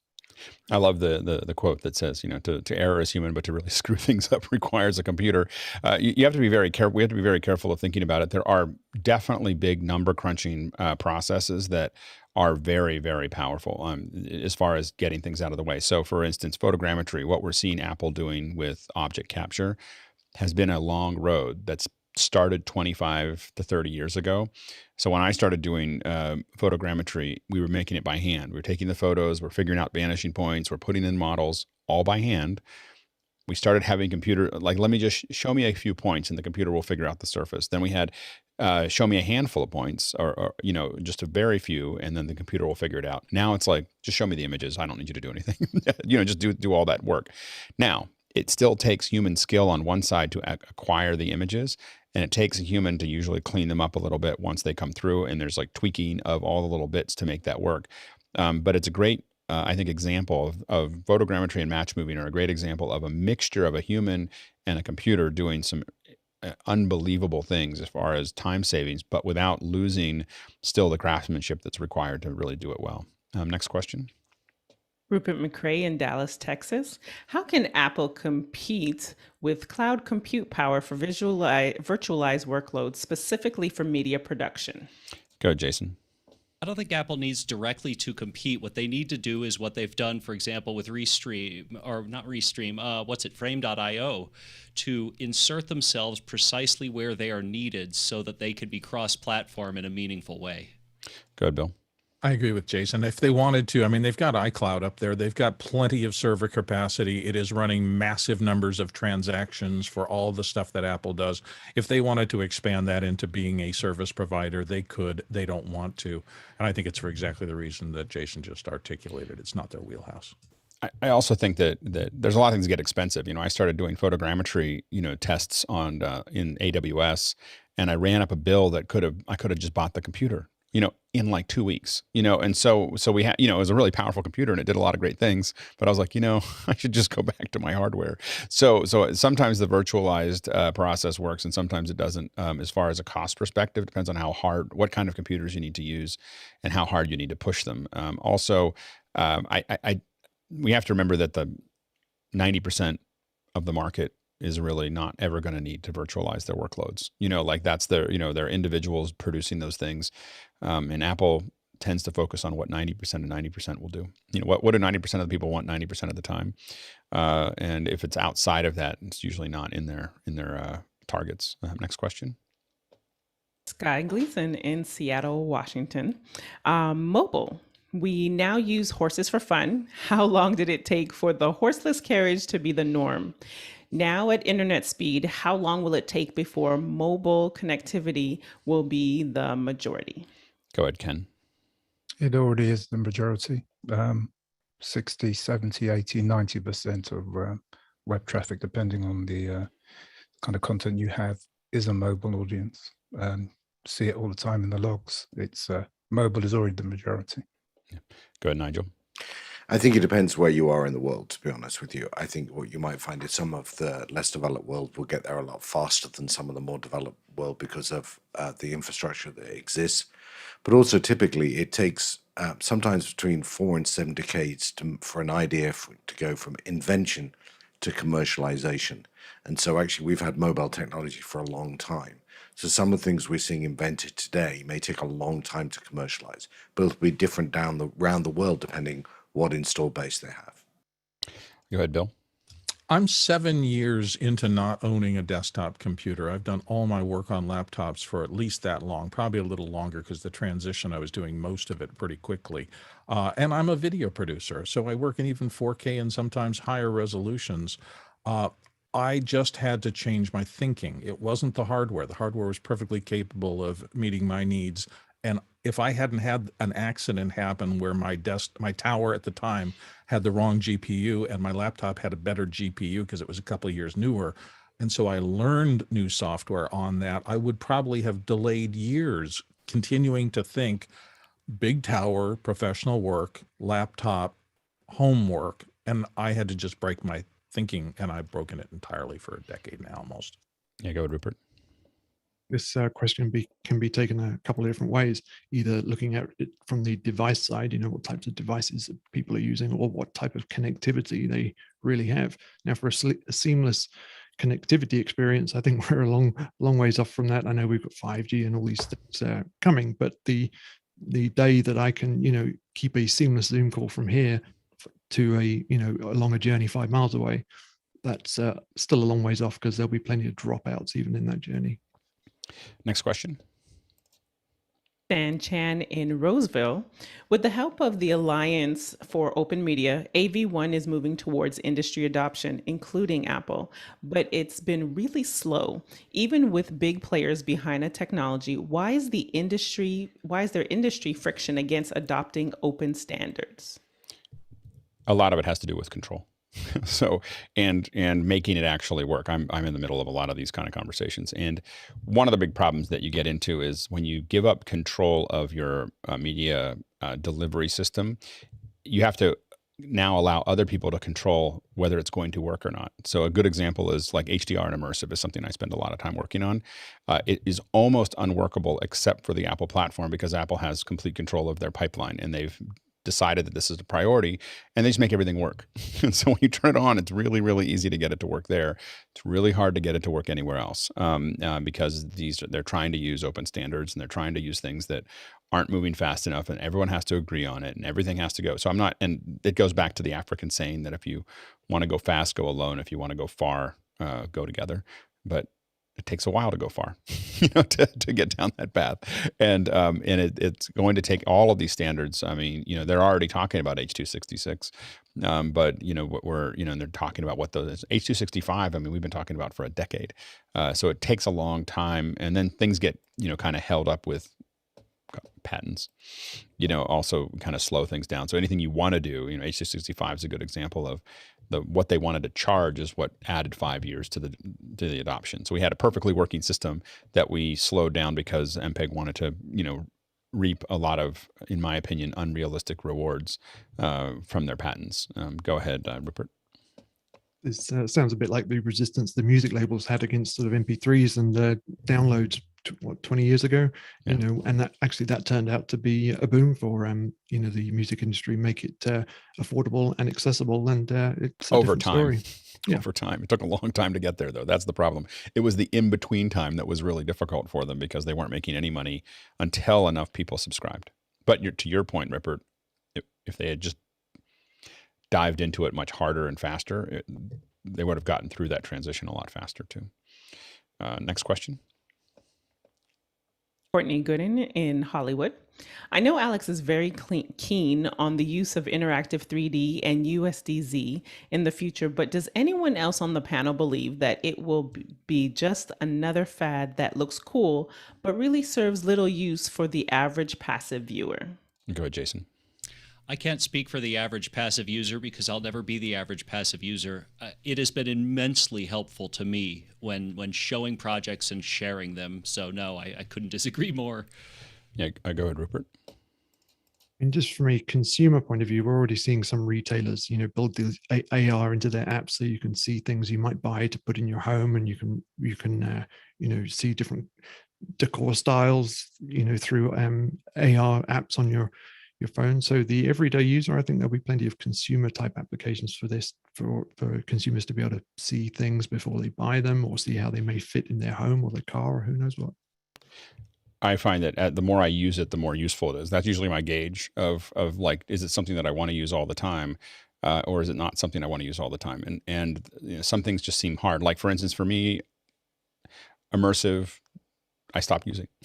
Now it had to do little things though can really underline things. So for instance, I wear glasses, and unless I want to put custom lenses into my Oculus, I have to wear my glasses underneath them. I have expensive glasses. I don't want to put them underneath the Oculus thing, and I don't want to replace the lenses every time I use it. And because of that, now I could take them off with the Samsung Gear, and there's a little thing on the top that moves the lenses around so that I could see it sharply. And all I had to do was focus it. And Facebook's resistance to doing that with the Oculus, I know a lot of people that wear glasses that won't use their products. So it's little things that they've created this little like edge that sticks up, and it just rips through a whole bunch of things and that I don't think that they're conscious to. So whether USDZ takes off has to do with getting rid of a lot of those little sharp edges. Go ahead, Courtney. Yeah, my point was that I'm old enough to have seen 3D come and go at least 3 times as a consumer format. Well, I think that interactive 3D, I don't know how long it's going to take for interactive AR to take off. What I can say is that USDZ is useful without, if AR never exists, if it never is released, USDZ is successful because I can now open it in Motion. I have a $50 application that I can do 3D animations with, and so if models are in that format, it's very, very successful for me. And the big one that I think will hit, and we'll see if I'm right or wrong, but if Keynote supports USDZ, it will create the largest 3D model gold rush in the history of 3D models, because suddenly there is there is a market without AR. There is a market of users that is 1,000 times bigger than the current 3D market that will be very interested if they start to see, I could buy a model for a reasonable price. And I'm not talking about TurboSquid is not a reasonable price for consumers. It'll be like, I want to pay $10 for 25 models of things that are like what I want. And I can rotate them around in my Keynote and put them into place. There's going to be a lot of people that want to use that, and it's like, it's the next generation of clip art. And because of that, I think that you'll end up with this massive amount of 3D models that are being generated for Keynote. And then what that does is it generates this massive model repository that's available for AR as it comes through, but I think that I also think that you're right. And most formats would do better if Apple is all in on USDZ, and they spent the last 5 years building the tools for it, and very slowly rolling it out. I've never seen a rollout like what I'm watching. Is this slow, even gathering of partners, building of tools, process. This is what Google screwed up. They had a great phone that did all of this stuff 5 years ago. They were way ahead. They just didn't build the tools to generate the content. And so if, Final Cut and Motion, they're great video tools. They're going to be really good AR tools. Like you can watch, that's why they're supporting USDZ, not so I can do animations, in them. Next question. Douglas Carmichael asks, when ESPN built Live from Home, and he includes a link, they had talent linked in to a control room. How long until we ditch the room completely? Go ahead, Guy. Yeah, I think it's already happening on a smaller level. You can have Sienna, like Jeff Keithley's doing his control room in the cloud. So basically all the signals, so you still have your on-site cameras to bring in the feeds, but those feeds are going up low latency with something like a high vision Makito. And so with a Makito, you can bring in 4 SDI and convert it to SRT. And then there's just somebody cutting that with a VizRT or vMix or something like that. And then they're all on comms. And then you got remote graphic operators. So those guys don't even have to be, they're just looking at the multi-viewer, and they can see and hear what needs to happen. And you got an A1, A2, everybody's remote. So it's already happening. It's not a matter of when, it's now. Oh, you're muted, Alex. Sorry, Bill. Yeah, go ahead, Bill. You're looking at a lot of people in a panel right now, some of whom have been doing live from home for 600 days continuously. It's just not that hard anymore. And the fact that the industry and the fact that ESPN's going, oh, we're all live from home, it's a big deal. Yes, I understand the scale of their operation and the money at risk and things like that. But in about month 2, everybody here completely understood that everything had changed and that the world wasn't paying attention to it, but it had changed. And it's going to, I think we're going to continue to see it just continue to evolve out of it. But to your point, it's already happening. And what we're doing now with Isadora and so on and so forth is stuff that is a fraction of the cost of Sienna.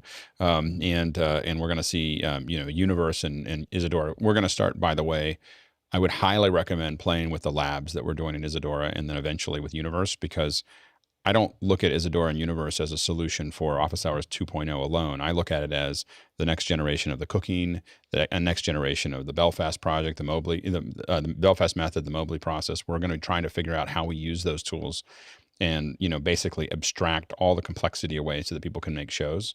I mean, that's our next push over the next 6 months. And so to a point where we just go, oh, we have a new show. Let's design an interface for that show that's going to happen on the cloud. And let's design how we want that show to work. And we simply build those out. And as we get better and better at that, to your point, it will be something where it doesn't matter where there is no control room. There is just people who have interfaces that were designed for that show. And those the production and the talent can be scalable. Next question. Chris Widener in Lafayette, Indiana. How likely are we to see Zoom add tools to remote control switching in ATEMs or channels in digital mixers? Or will we just keep seeing more specific tools like Zoom ISO? Go ahead, Rupert. I don't think we'll ever see anything that specific, but we may see later down the line Zoom apps in their app marketplace developed for control side chains, something like that.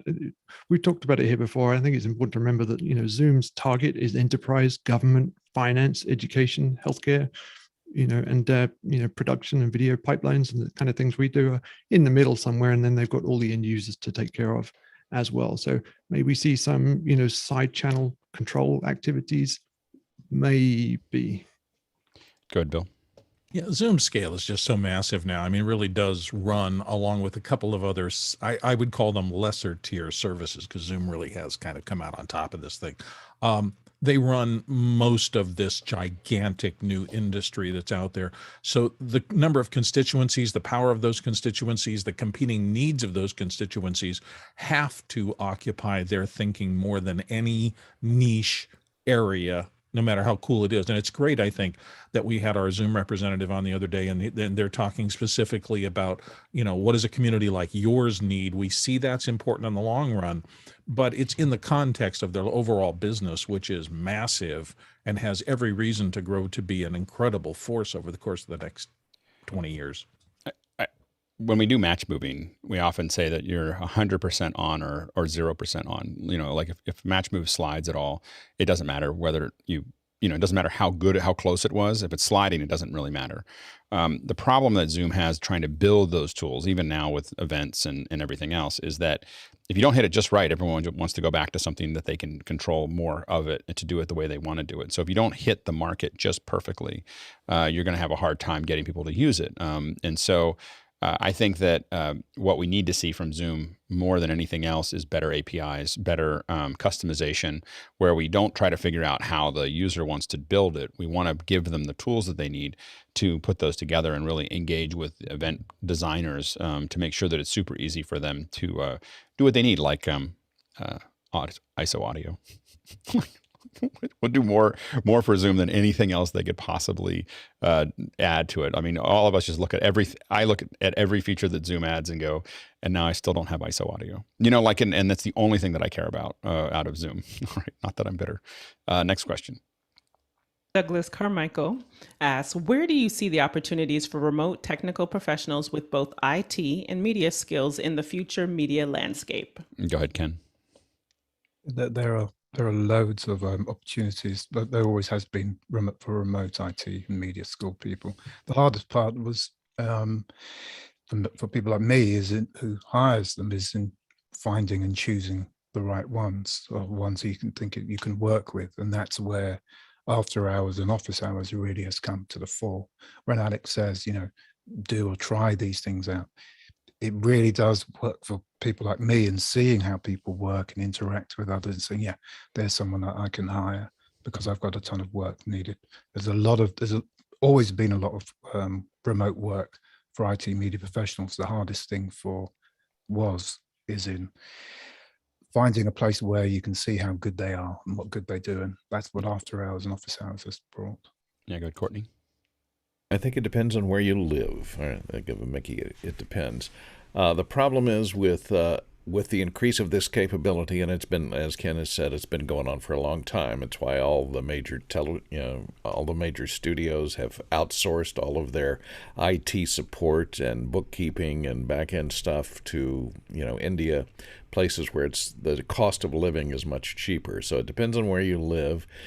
And that's where the majority of these remote jobs are going to go. If the country has a much lower cost of living, but it has the connectivity, then people can use a Raspberry Pi and connect to a very powerful computer over the internet and do as good a job as anybody who lives in Beverly Hills or the place or Silicon Valley, where the cost of living is so high they can't earn a living at it. So while there's more jobs available because of IT media interconnectivity, it may not be good depending upon where you live. So you got to take that into consideration.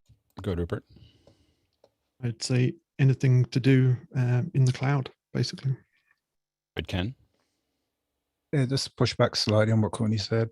A lot of those companies that were doing outsourcing, they're pulling back because it's not about summer being where it's cheap and stuff to run. It is about the person, it is about the people. And it is about, now where, because of present situation, where now people were being no longer in the kind of the big cities, and they can spread out to be wherever they are, wherever they want to be. So it doesn't matter about where your location is. As long as you've got good internet connectivity, that's the one part I would say, yes, you've got good internet connectivity and you're personable and you can demonstrate it. That's what I'm looking for. That's really the key, I think. Yeah, I think that I think some things you look at some things that you can export out relatively easily, but you still quality is hard to produce well, and now in some cases, because they were less expensive, there are groups of people all over the world that have gotten exceptionally good at certain things. Like I send motion capture cleanup to the Philippines, not because it's more expensive, because it's about the same cost. It's just that they're way better at it. Like they've been doing so much of it that they're just going to do a better job. Same thing with rotoscoping. Philippines and India, they just did so much of it that they're better than most. Now, if I really need it done, I use Boundary Effects, which is an old Pixel Core team. And so if I need it done right now and I need it done perfectly, I'm still picking a team that isn't overseas. And I oftentimes have them manage that kind of thing for me for rotoscoping, and they may send it overseas, but I don't, I still want someone local to manage that process for me. I think that one of the things, if you're into IT, and this is going to have something to do with us, is that I do believe the kind of shows that we're starting to build that you're starting to see these seeds of the Mobley process and the Belfast method and the cooking show, along with Office Hours 2.0, is the beginning of something new, a new kind of content, and figuring out ways to design those interfaces for that inside of Isadora and Universe. That's why we're going to be doing all these labs. I think creates something that didn't exist. Now, and I will admit that my entire career has been built on greenfield, obsession with greenfield projects. As soon as something isn't a greenfield project is something that hasn't been done before. That's what I do. I live in a world that hasn't been done before. I try to create it. And as soon as I'm done with that ride, as soon as the ride either fails or doesn't, as soon as it starts to commoditize, I leave it. I'm just like, okay, so it'll either fail or commoditize. And at that point, I'm not interested anymore. And I'm always looking at what's next. So I made lots of money in 3D. So I know that 3D didn't matter to me. I got in early. I got a ton of work, and then I moved on. I made a lot of money, and I made a lot of money in failed technologies because I got in when people were willing to spend whatever money was necessary to get it done. This whole interactive thing that we're doing. I got into interactive events, in 2011, when it was hard. The thing you always want to look at is what is hard, and what do we think will people will get excited about. Doesn't matter whether they're going to keep doing it or not.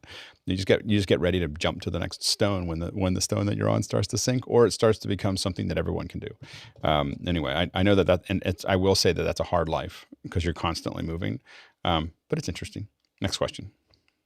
Douglas Carmichael asks, when the Falcon Heavy first launched, Elon Musk talked of a single holy mouse click that started the entire countdown. Have you ever seen similar simple actions that started complex or significant production processes? I mean, we've definitely had things where you click it and suddenly there's millions of people watching, or there's a big countdown clock, or other things like that. And it's a experience to push down on something, knowing that if this doesn't work, all kinds of bad things are going to happen. And so his is at a different level. So, but it definitely happens. Go ahead, Courtney. Yeah, if you go to Disneyland, there's a good example of this, because all those rides are run by computers, but each one is dispatched by a teenager sitting at a little console that hits a button and goes, send it. That makes me feel so much better. Next question. Our last question for the day is from Douglas Carmichael. Do you see production professionals having mini studios in their homes connecting to the cloud versus the large monolith facilities we have today? Go ahead, Rupert. I think absolutely we do see that right now, and it's we'll see more of that too. The thing that's going to set the professionals apart, though, is redundancy. You can have these setups at home, but how redundant are you? Whether it's connectivity, equipment, or whatever. I think we'll see you guys, blend their own on-site tools with maybe some in-cloud tools of their own, but also, establish relationships with their network or other people at that level in case something goes wrong at their end. They've got somebody to work with. That's really what makes a professional. Go, Jason. I couldn't agree more with Rupert. I'd say, in addition to redundancy, interoperability is kind of what separates professionals from amateurs. But yeah, that's absolutely, because we're all doing this right here, right now. Good, Bill. Yeah, and I think there's also a thing, you have to decide what is it that you really want to spend your time doing, because it's really easy. I spent a decade or two or three accumulating gear, shooting in the field, coming back originally to a formal office and doing post-production and editing.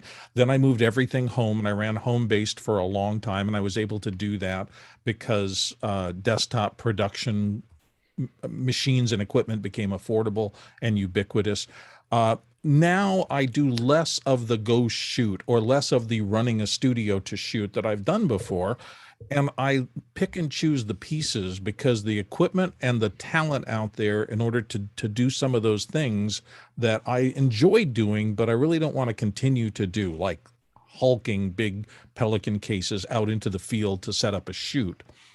There are other people who can do that. And now my footprint gets smaller, but my reach gets larger. So I do think making a conscious decision to decide what opportunities am I going to go after and which ones can I leave behind has been a critical thing for me as my career gets into these later stages.